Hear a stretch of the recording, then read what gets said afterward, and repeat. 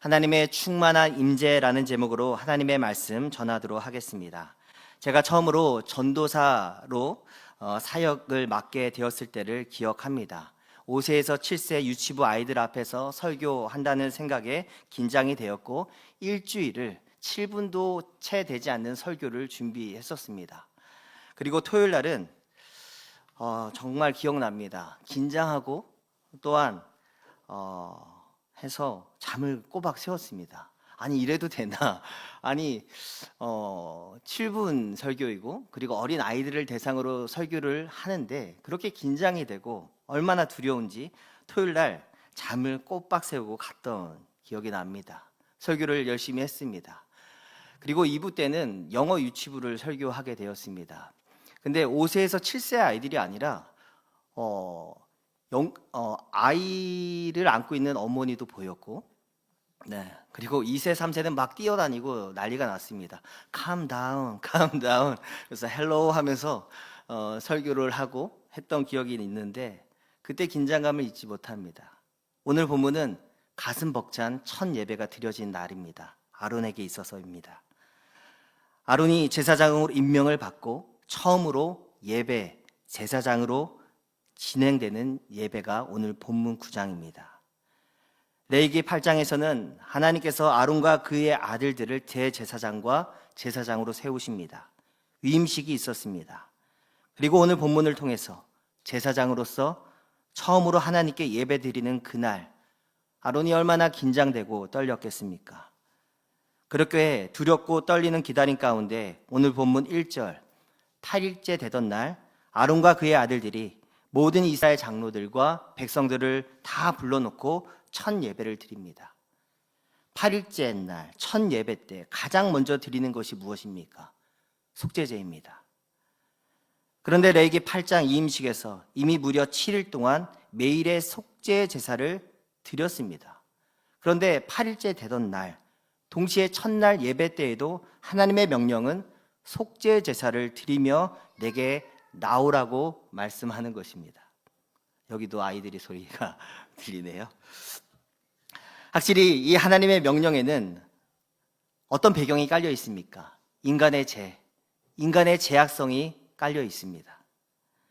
7일 동안 제사장 이임식에서도 아론의 죄를 정결하게 만들기 위해서 제사가 드려졌습니다. 그러함에도 불구하고 아론이 인도하는 자신의 첫 번째 예배, 제사에서도 하나님의 중요한 명령이 무엇입니까? 너 자신과 백성의 죄를 정결하기 위해 속죄제를 드리며 내게 나오라는 것입니다. 우리가 새해 첫 주일 예배 때 우리 교회는 성찬식을 했습니다. 참 의미가 깊습니다. 오늘 본문에 비추어 보면은 우리는 그리스도의 몸과 그분의 보혈을 의지하여 새해 첫 예배를 드려야 했습니다. 우리라는 존재는 예수님의 십자가와 제사함의 은혜가 없으면 예배자로 나아갈 수 없는 존재라는 뜻입니다. 오늘 아론이 드려야 했던 첫 번째 제사의 예물은 2절에 보니까 흠없는 송아지입니다. 오랫동안 대부분의 주석가들은 아론에게 주어진 이 명령에 아이러니가 담겨 있다고 지적합니다. 왜냐하면 아론이 하나님 앞에 범죄할 때 금송아지를 만든 자신의 죄를 기억나게 하기 때문입니다. 또한 번제의 제물은 순양입니다. 이것은 창세기 22장에 아브라함이 이삭을 대신해서 바쳤던 제물과 똑같은 제물임을 우리에게 상기시켜 줍니다. 이처럼 아론의 첫 번째 예배 인도에는 참 많은 의미가 담겨 있습니다. 대제사장으로 세워지는 자 역시도 우리와 동일한 죄인이며 연약한 인물임을 말씀해 줍니다. 반면에 우리가 예배를 드리고 섬기는 하나님은 어떤 분이십니까? 거룩한 분이십니다. 선하신 분이십니다. 우리를 사랑하시고 우리를 부르시는 분이라고 말씀합니다. 이왕에 레위기 8장에 대해서 말씀드렸으니까 위임식에 대해서 간략하게 설명을 드리자면 레위기 8장에 매우 독특하고 엄중한 명령이 하나 담겨 있습니다. 한 장을 앞에 넘기면 8장 33절에 위임식은 이래 동안 행하나니 임식이 끝나는 날까지 이래 동안 회막문을 나가지 말라고 말씀합니다. 그리고 35절 너희는 7주야를 회막문에 머물면서 여호와께서 지키라고 하신 것을 지키라. 그리하면 사망을 면하리라. 내가 이같이 명령을 받았다라고 말합니다. 이 임식이 진행되는 7일 동안 핵심적인 명령은 회막문 밖을 나가지 말고 기다리면서 속죄를 드리는 것입니다. 기다리지 못하고 명령을 어기면 기다리고 있는 것이 무엇입니까? 사망, 죽음입니다. 그러므로 하나님의 명령대로 행하지 못하면 절대적으로 선하시고 거룩하신 그분께 가까이 다가가는 것만큼 위험하고 치명적인 것은 없다는 것을 우리에게 상기시켜주고 있습니다. 그러므로 하나님은 제사장 혹은 예배 인도자로 세우셔서 하나님께 바르게 나올 수 있는 길을 먼저 제시해 주신 것입니다. 제사장은 히브리어로 코헨이라고 부릅니다. 카한이라는 단어에서 유래한 단어입니다. 그 뜻이 연결하다, 다리를 놓다라는 뜻입니다.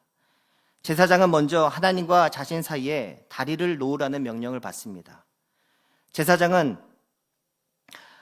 하나님과 자신 사이에 무엇을 통해서요? 속죄제를 통해서. 그리고 제사장은 하나님과 백성 사이에 속죄제를 통해서 그들을 연결하라는 명령을 받습니다. 그러므로 제사장은, 예배 인도자는 하나님의 말씀대로만 해야 하는 사람입니다. 하나님의 방법대로만 해야 다리가 연결되고 그 사이로 하나님과 인간이 교제할 수 있다라는 것입니다. 그런데 여기서 우리는 인간 아론에 대해서 한번 생각해 보지 않을 수가 없습니다. 제사장으로 세워진 아론은 분명한 허물과 죄로 인하여 죽을 수밖에 없던 사람입니다. 하지만 하나님은 아론을 제사장으로 세우십니다. 지극히 인간적인 견해로는 제사장은 그가 세워지면 안 된다는 생각입니다. 왜냐하면 그가 어떻게 보면 첫 공식적인 리더십을 하나님을 배신하는 금송아지 앞에서 했습니다. 여호와 하나님을 금수저로, 금수로 표현하고 그 앞에 절했을 뿐만 아니라 모든 백성들로 하여금 그 금송아지 앞에 절하게 만든 사람이 아론입니다. 이렇게 찝찝한 마음이 떠나지 않는데 하나님은 왜 그 허물 많고 분명한 죄를 범한 아론을 대제사장으로 세우십니까? 하나님은 왜 당신의 충만한 인재를 드러내는 도구로 왜 하필 아론을 사용하십니까? 첫 번째, 하나님의 충만한 인재를 드러낸 도구로 왜 하필 아론을 사용하시는가? 그 이유는 간단합니다. 하나님이 부르시고 사용하기 원하셨기 때문입니다. 히브리서 5장에 하나님이 대제사장으로 부르시는 내용이 담겨 있습니다. 여기서 아론을 부르시는데 5장 4절에 이 종기는 아론에 대해서 말합니다. 아무도 스스로 취하지 못하고 오직 아론과 같이 하나님의 부르심을 받은 자라야 할 것이다 라고 말씀합니다.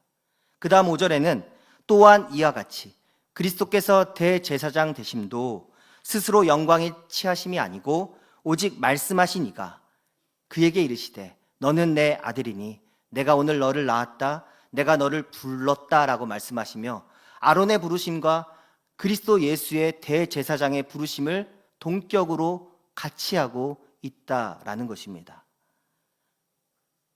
아마 아론은 금송아지를 만든 장본인으로서 눈을 떠도 그리고 감아도 늘 본인이 저지른 죄가 끊임없이 생각이 났을 것입니다.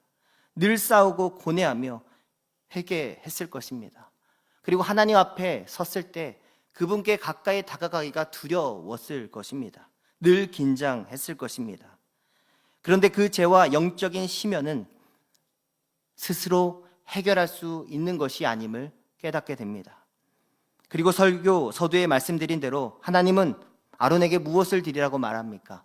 속죄제를 드리라 명령하십니다. 그리고 깨닫습니다. 주께 가까이 나아갈 수 있는 길은 그분의 방법밖에 없다는 것을 깨닫습니다. 오늘 본문에서 아론이 속죄제로 드린 소는 유일하게 나이의 개념이 들어간 수송아지입니다. 즉 젊은 수소를 사용하여 속죄제를 드리라고 명령합니다. 보통 레위기에서 드려지는 제물은 그 소가 단어로 바카르입니다. 가장 힘이 세고 어떤 건강한 그 수소를 드릴 때 바카르를 사용합니다. 반면에 아론이 명령을 받아 속죄제물로 드린 소는 에겔입니다. 그래서 저는 이렇게 외웠습니다. 에겔, 젊은 에겔 수소를 드리라고 명령하십니다. 하나님은 아론에게 하여금 금송아지를 연상시키는 에겔, 젊은 수소를 속죄제로 드리게 하심으로 과거에 가증스러운 우상에게 제사를 드렸던 죄를 기억하고 회개하길 원하셨고, 이제는 거룩하신 하나님께 나와 참된 교제를 하며 또한 너를 통해서 다른 이들이 하나님 앞에 예배를 드리고 엎드려 주님을 찾게 되기를 바라셨다라는 것입니다. 중국개혁자 마틴 루터는 이런 말을 합니다. 영적인 침체와 고통의 심연 끝에 십자가의 의미를 더 온전하게 체험하게 되었습니다. 마치 아론이 그러했다라는 것입니다. 두 번째, 하나님의 충만한 임재를 드러낸 도구로 아론이 쓰인 것은 역설적이게도 아론이 죄로 인한 영적인 어둠을 아는 자이기 때문입니다. 비슷한 의미이긴 한데요.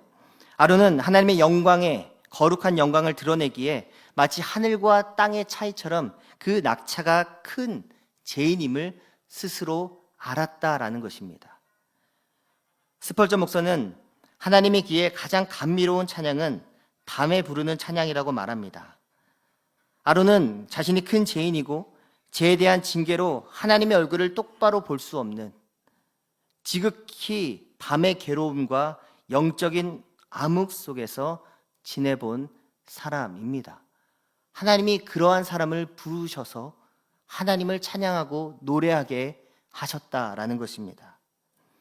그리스도인의 성장이라는 책에서 토마스 굿윈은 깊은 어둠 속에 있어 본 사람만이 그 어느 누구도 경험해 보지 못한 하나님의 깊은 사랑과 경이로움을 경험할 수 있다, 볼 수 있다라고 말씀했습니다.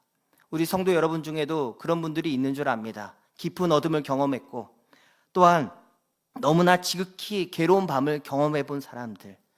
그런데 그 깊은 낙차 때문에 하나님의 사랑을 더 크게 경험하고 헌신하게 된 분들이 있는 줄 압니다. 그러나 이 말은 오해하지 말아야 됩니다.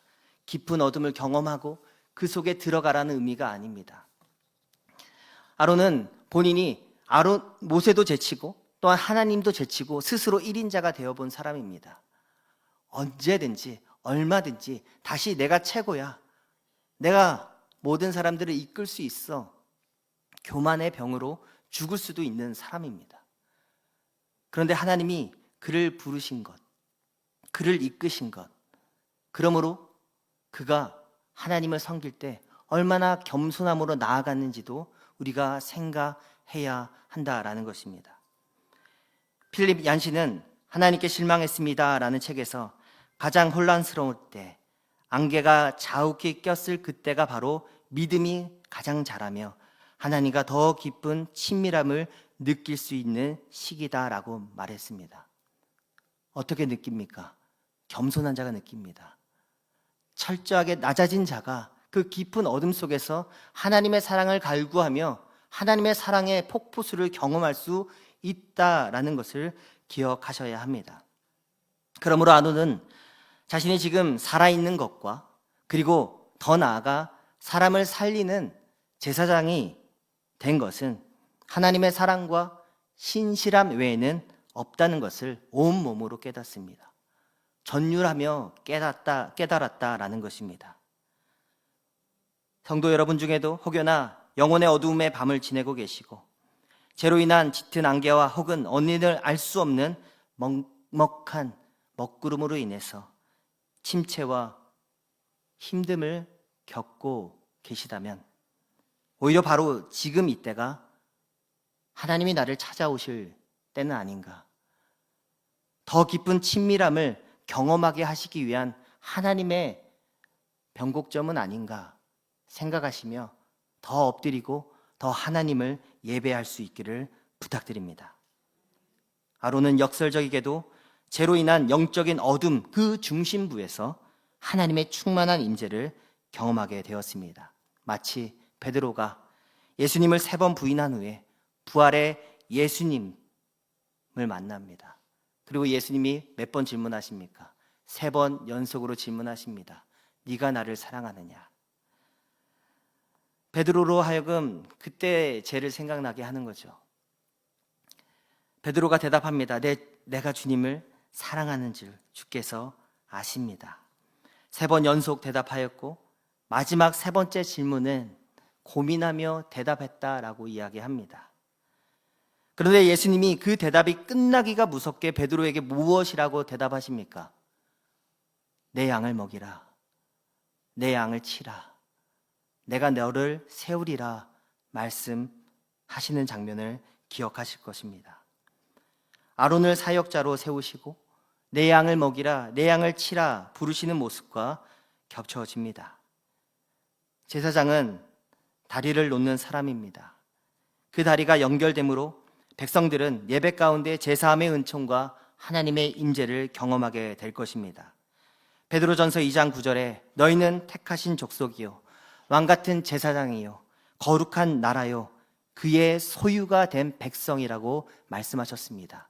그분이 우리를 부르십니다. 그분이 우리를 사랑하십니다. 제사장으로 세우심에 하나님의 원하시는 방향과 제사의 목적이 있습니다. 2번에 걸쳐 강조되는데 우리 한번 같이 찾아보겠습니다.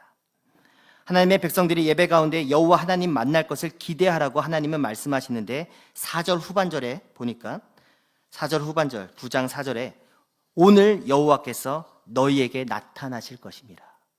그리고 6절 후반절에도 여호와의 영광이 너희에게 나타나실 것이라 2번 강조됩니다. 이 제사의 목적과 방향이 내가 너희에게 임재하는 것이다 라고 말씀하십니다. 오늘 우리가 새해 첫 수요 예배 자리로 모였는데 우리 예배의 목적도 동일하십니까? 여호와의 영광 외에는 없습니까? 하나님의 임재 외에는 없습니까? 우리가 세상에 나가서 아무리 승리해도 하나님의 임재가 없으면, 하나님의 함께 하심이 없으면 그것은 실패입니다. 그러나 우리가 넘어지고 실패해도 하나님이 임재하여 주시고 내가 오늘 너와 함께 있었다 라고 말씀하시면 그게 성공이고 승리인 줄 믿습니다. 오늘 우리의 예배의 목적도 여호와의 영광이 지금 이 자리에 임하고 여호와의 영광이 우리 마음을 후벼파며 우리 가운데 있기를 소망합니다. 여호와의 영광이 출애굽기 24장에서 이렇게 묘사됩니다. 여호와의 영광이 시내 산 위에 머무르고 구름이 엿새 동안 산을 가리더니 산 위에 여호와의 영광이 이스라엘 자손 눈에는 맹렬한 불같이 보였다라고 말합니다. 그래서 이스라엘 자손 중에는 그 여호와의 영광이 너무 무서워서 임하지 마소서 두렵습니다 라고 표현하는 백성들도 있다고 합니다. 그런데 어떤 이들은 그 여호와의 영광을 보고 더 가까이 가기 원합니다, 소원합니다 하는 사람들도 있었다라는 것입니다. 여호와의 영광이 이스라엘이 광야에 행진할 때 구름 기둥과 불 기둥으로 묘사되며 수시로 함께 하였다라고 말합니다. 여호와의 영광이 시내산에 임했습니다. 여호와의 영광이 성막이 완성될 때 임했으며 여호와의 영광이 중대한 역사 가운데 임재하셨습니다. 그러나 하나님의 영광이 항상 성막 안에 임재 있었던 것은 아닙니다. 때때로 없어지기도 했다라고 성경은 말씀합니다. 그러므로 하나님의 영광을 백성들은 늘 다시 오시기를 사모하며 임재하기를 항상 고대했던 것이 우리의 실존입니다. 성도 여러분, 하나님의 임재를 사모하시기 바랍니다. 그리고 혹시나 내 마음이 메마르고 텁텁하며 여호와의 임재와 상관없이 살고 있다라고 느껴진다면 더 겸손하게 하나님의 영광을 사모하며 주께 나아가시기 바랍니다. 그분의 임재는 실제하며 우리에게 나타나시기를 원하신다라는 것입니다. 오늘 예배가 드려지고 24절에서 무엇이라고 말씀합니까? 온 백성이 이를 보고 소리 질렀다라고 말씀합니다. 이번에 청년부 수련회를 다녀왔더니 엄청 소리 지르면서 예배를 드리더라고요. 아, 여호와의 영광이 여기 임했구나. 그래서 영상을 찍어서 우리 아내한테 보내줬습니다. 그랬더니 아이들이 그 영상을 보고 7세, 9세 아이들이 왜 이렇게 뛰어? 좋아서 뛰는 거야. 여호와의 영광의 임재가 컸나 봐. 이야기를 해줬습니다. 온 백성이 이를 보고 소리 질렀다라고 말합니다. 소리 지르다라고 번역된 말은 큰 외침, 기쁨의 외침을 의미합니다. 또한 24절에 무엇이라고 쓰여져 있습니까? 그들이 엎드러졌다라고 말씀합니다. 여기에 엎드러졌다는 표현은 신약적인 의미에서는 하나님의 임재 앞에 사람들이 저마다 두려워했다라는 말씀으로 볼 수 있습니다. 사도행전 2장 43절에 기록되어 있습니다. 그래서 히브리서 기자는 우리에게 이렇게 말합니다. 경건함과 두려움으로 하나님을 기쁘시게 섬기자. 이게 공존하는 단어가 맞습니까? 잘 보십시오. 경건함과 두려움으로 하나님을 어떻게 섬기자고요? 기쁘시게 섬기자. 이것이 우리가 하나님 앞에 행하는 자세입니다. 예배 드릴 때도 기쁨과 즐거움, 근데 두려움과 경건함 가운데 하나님 앞에 나오는 자를 하나님이 기뻐하시고 반기신다라는 것입니다. 예배자는 하나님의 장엄한 실제에 직면했을 때 엎드려 하나님을 찬송할 수밖에 없습니다. 하나님의 임재 앞에 우리의 반응은 침묵이 아니라 큰 소리와 기쁨으로 반응하고 나아가는 것이 합당합니다. 우리 레위기 9장 22절에서 24절을 한 번만 더 같이 한번 읽어보도록 하겠습니다. 시작. 아론이 백성을 향하여 손을 들어 축복함으로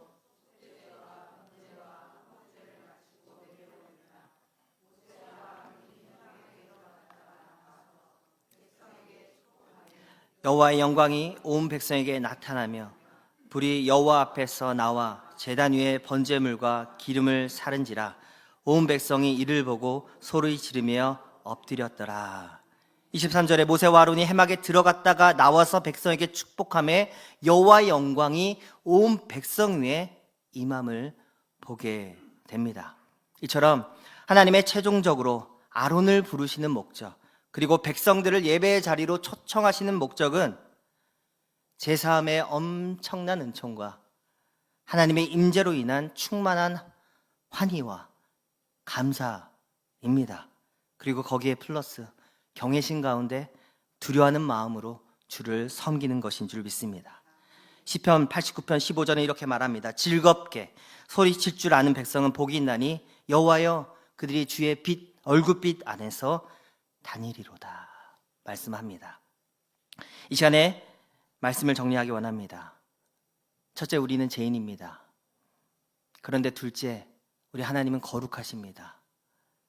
마지막 셋째, 하나님은 우리 죄인과 하나님 사이를 연결할 수 있는 예배 다리를 놓아주셨는데 제사장을 세워주시고 어떻게 예배드리고 어떻게 속죄를 드리며 주께 가까이 나올 수 있는지 상세히 알려주셨습니다. 오늘날로 말하면 우리는 그리스도의 십자가 보혈을 의지하여 주께 가까이 갈 수 있는 자가 되었습니다. 성도 여러분 가운데, 마음 가운데 십자가의 중심이 있으십니까? 주님의 십자가를 생각할 때마다 눈물이 나고 감사하며 예배가 찬양이 나오십니까? 그리고 이제는 너희 모두가 거룩한 제사장이라 말씀하시며 우리를 부르고 계십니다. 더 정확하게는 교회로 우리를 부르셨습니다.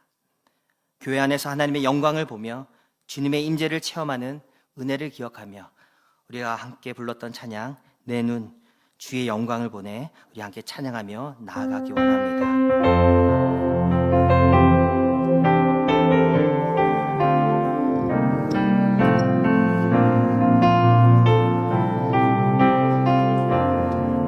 내 눈 주의 영광 내 눈 주의 영광을 보내 우리 가운데 계신 주님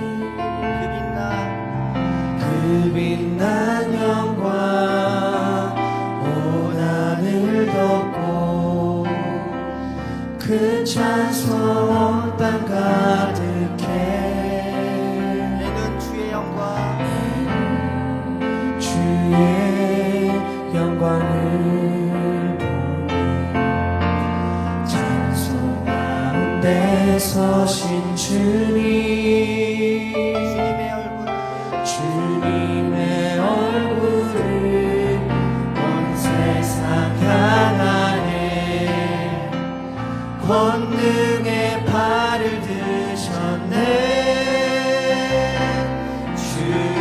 영광 이곳에 가득해 우린 선의 주님과 함께 찬양하며 우리는 전진하리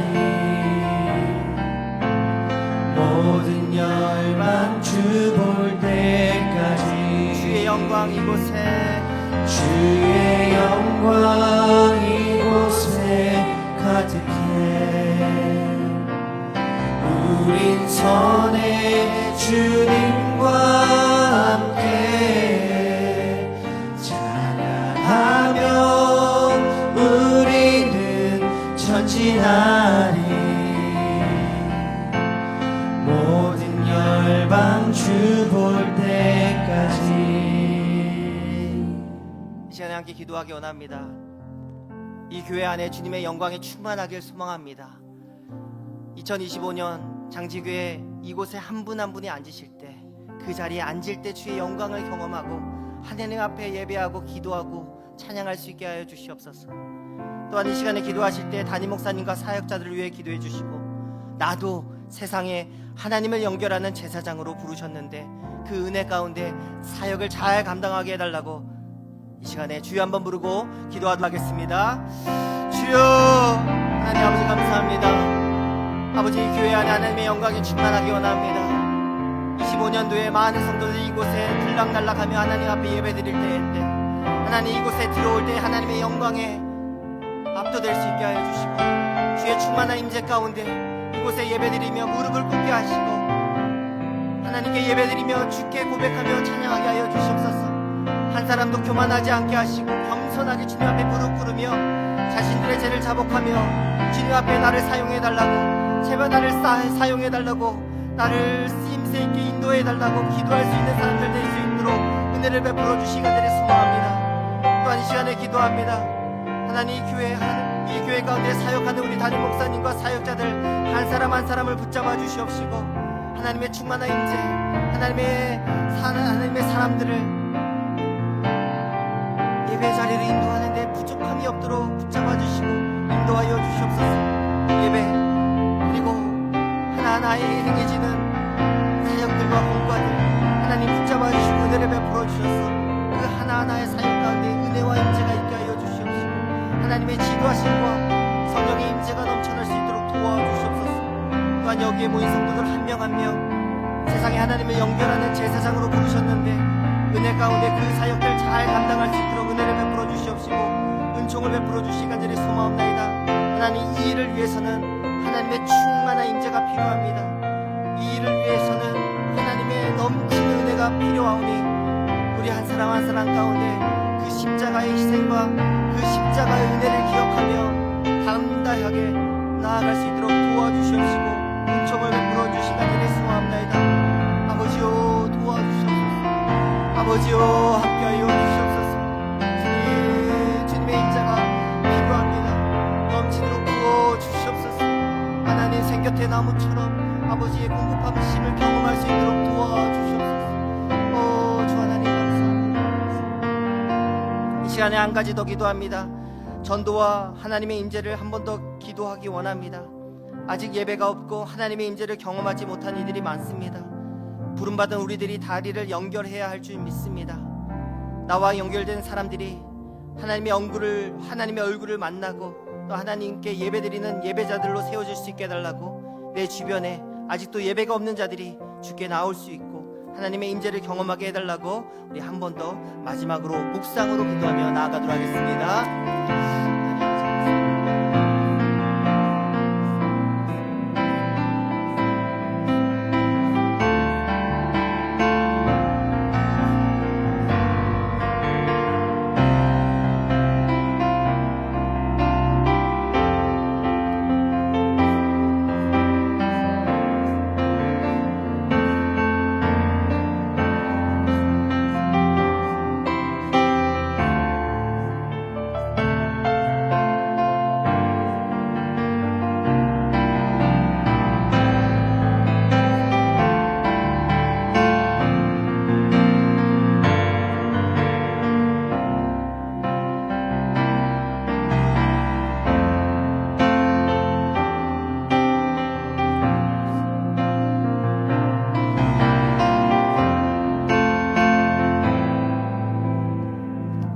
하나님 아버지, 우리에게 새해를 허락하여 주시고 또한 오늘 하루의 일과도 허락하여 주심을 감사합니다. 특별히 오전에 수요예배에 나와 하나님께 감사와 찬양과 기도를 드리게 하심도 감사드립니다. 베드로에게 하셨던 질문, 네가 나를 사랑하느냐? 라는 질문에 오늘도 거침없이 내가 주님을 사랑하는 줄 주님이 아십니다 고백하는 우리 모두 되게 하여 주시고, 오늘도 우리 가운데 뜨겁게 혹은 따스하게 임재하신 주님을 찬양하며 이 시간 믿음으로 주님이 가르쳐 주신 기도를 하오니, 하늘에 계신 우리 아버지여, 이름이 거룩히 여김을 받으시오며 나라에 임하오시며 뜻이 하늘에서 이루어진 것 같이 땅에서도 이루어지이다. 오늘날 우리에게 일용할 양식을 주시고 우리가 우리에게 우리의 죄를 사하여 주시고 우리를 시험에 들게 하지 마시고 다만 악에서 구하시옵소서. 나라와 건세와 영광의 아버지께 영원히 있사옵나이다. 아멘.